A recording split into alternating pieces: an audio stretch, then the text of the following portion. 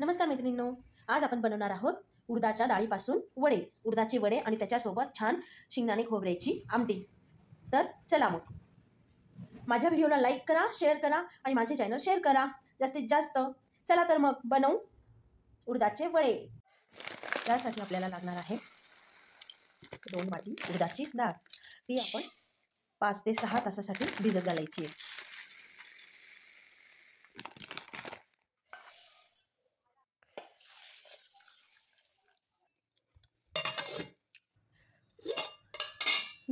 अशा पद्धतीने आपली डाळ भिजली आहे। आता आपल्याला मिक्सरमध्ये वाटून घ्यायची आहे। त्यासाठी आपल्याला लागणार आहे मिरचीचे तुकडे, लसूण,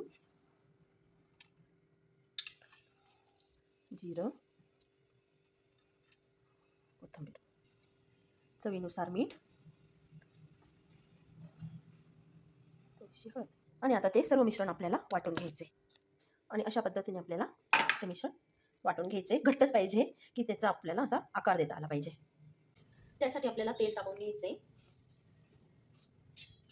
तेल तापलं की कोणाला कोणाला ही नवीन पद्धत माहिती आहे की वडा हातावर, मला हातावरही करता येतो। अशा पद्धतीने घ्यायचे मिश्रण आणि त्याला असा मध्ये गोल राऊंड दिला की असा हातावर टाकून आणि असा आपला वडा टाकायचा। आणि हो, जर कोणाला हातावर जमत नसेल तर तुम्ही हाच वडा असा आपल्या चहाची गाळणी असते, चहाच्या गाळणीवर एक असं लोणी ठेवून घ्यायचं आपलं। जर कोणाला येत नसेल तर तुम्ही अशा पद्धतीने करू शकता।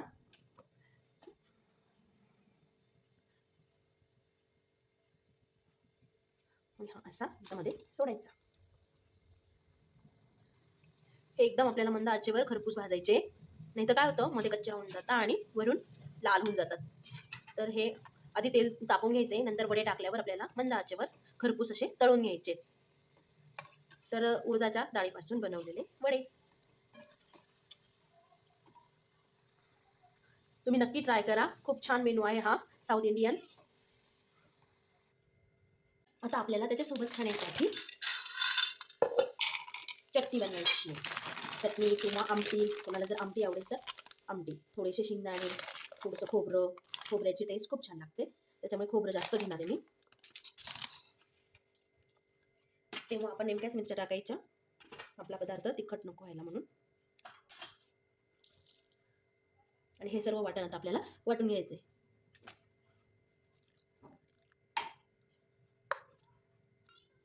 आता आपण त्या वड्यांसोबत खायला आमटी बनवणार आहोत। एकदम थोडं तेल टाकायचं आपल्याला, त्यात थोडं जिरं आणि जास्त मोहरी,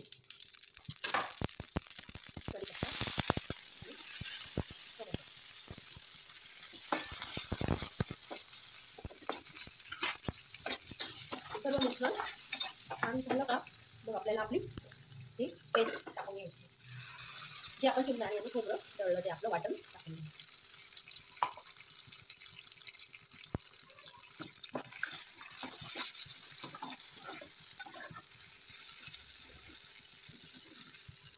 ते छान कलसू द्यायचे, नंतर चवीनुसार मीठ टाकायचे।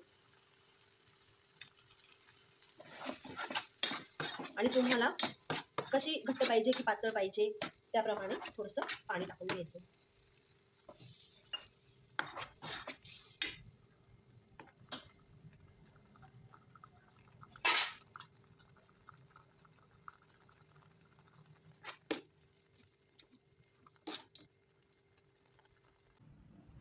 जर माझ्या चॅनलवर कोणी नवीन असेल तर सबस्क्राईब करा आणि माझ्या व्हिडिओला लाईक करा। थँक्यू।